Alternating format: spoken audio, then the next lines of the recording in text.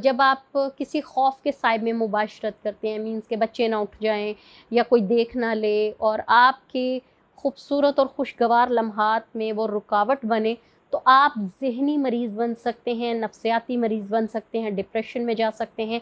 और बहुत बार ऐसा होता है कि आपकी जो मुबाशरत के दौरान ये जो खौफ है, ये जो ज़हनी दबाव है, वो आपकी शहवत में, आपकी जो परफ़ॉर्मेंस में है, वो बहुत ज़्यादा रुकावट डाल सकता है। ऐसे में आप नफ़्सियाती मरीज़ बन सकते हैं, आप एक-दूसरे के साथ झुंझलाहट का, चिड़चिड़ेपन का शिकार हो सकते हैं।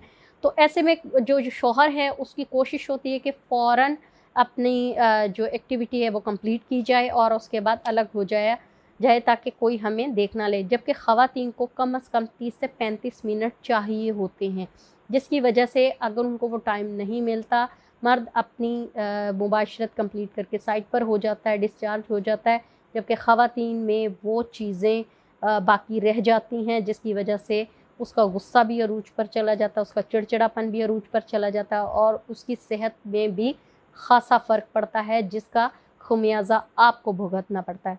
सो दैट्स व्हाई कोशिश करें कि जब भी आप एक-दूसरे के साथ खुशगवार लम्हात गुज़ारें, उस दौरान आपको एक पुरसकून माहौल मुयस्सर हो, चाहे वो हफ़्ते में 1 बार हो या हफ़्ते में 2 बार हो या 15 दिन बाद हो, लेकिन कम से कम एक पुरसकून माहौल मुयस्सर हो, अलहदा कमरा हो, सुकून हो और किसी किस्म का कोई ज़हनी दबाव ना हो।